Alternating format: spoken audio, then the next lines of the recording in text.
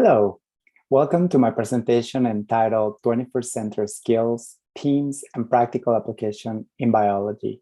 Before I start, allow me to introduce myself. My name is John Carlo Lugo. I have a bachelor's degree in science and cell molecular biology and a PhD in immunology and disease prevention. I have worked at different research institutes in the field of biomedicine, and at the moment, I am trying to fulfill different teaching credentials. This is my first year as a teacher of record, and I have taught so far biology and community health, living earth biology, and human body systems. I have been the teacher of record at Lincoln High School, which is located in Southeast San Diego, California.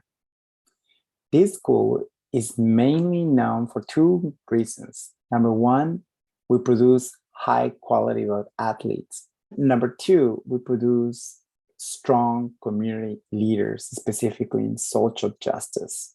When I talk to my students, I always challenge them with this question. When you get out of high school, will you get out like this or like this? This is where the 21st century skills come into play with my students. For biology, I foresee these interdisciplinary teams: health literacy, environmental literacy, and global awareness. For the sake of brevity, I'm going to focus only on health literacy.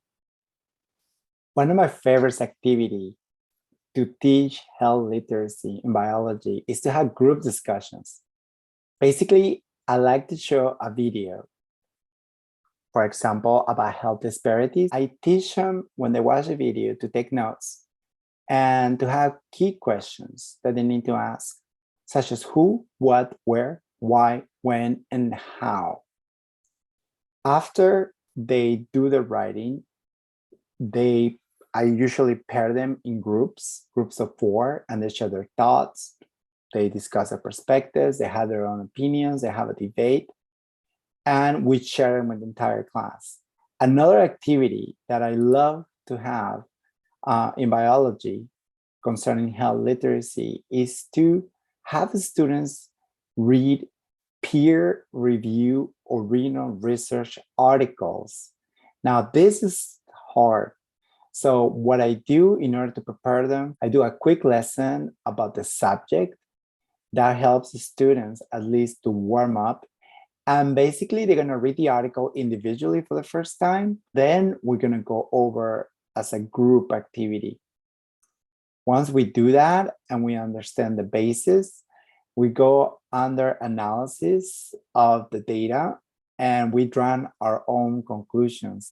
When you ask employers and higher education institutions, what type of 21st century skills do they want from students?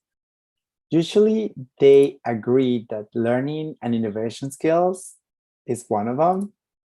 Another one is information, media, and technology skills, and life and career skills. The first one, in biology, the way I try to teach it is first by allowing the students to find pertinent and proper sources of information.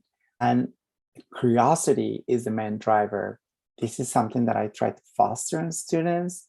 This day of age, students get distracted very easily. So in my class, I try to encourage laser beam focus. Self-initiative. This is another one that my students usually struggle because they need instructions.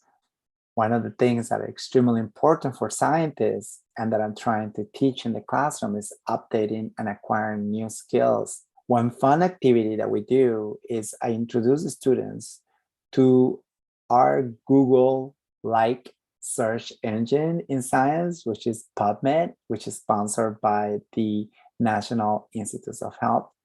In terms of information, media, and technology, what I teach in my class is to create a habit in students to monitor the flow of information. In addition, students need to discern the veracity of this information to keep up with technology. It goes at a really fast pace. So in order to do so, the students are required to judge how pertinent is the innovation being made and how adaptable is. One activity that is really helpful, I already discussed it, is group discussions where the students read or see a video with the questions in mind of who, what, where, why, when, and how. With regards to life and career skills, I try to teach in my classroom the concept of equilibrium. It is extremely important that the students learn at this time the importance to balance personal and professional life. Applying life experiences into workplace is another key ingredient.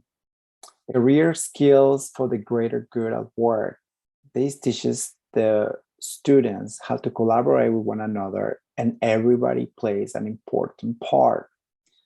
Professional development. It is extremely important not to sit on your laurels, to keep going, to keep moving forward. For this reason, one of the activities that we do in my classroom is building resumes and cover letters. So what are the potential benefits? To my mind, I see a couple.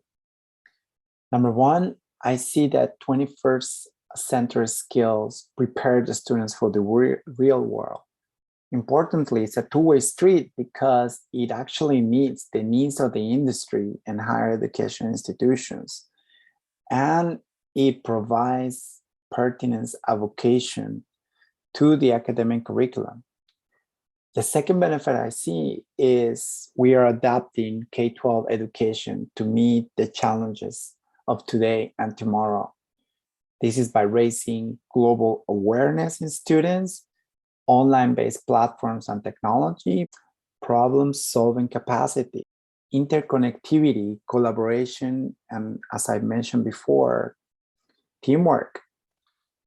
A challenge that I'm going through in the classroom is this generation called the me generation is constantly addicted to their phones, and even though they spend a lot of time in front of the screen, I perceive that some of the soft skills are missing, such as social interaction, collaboration, empathy.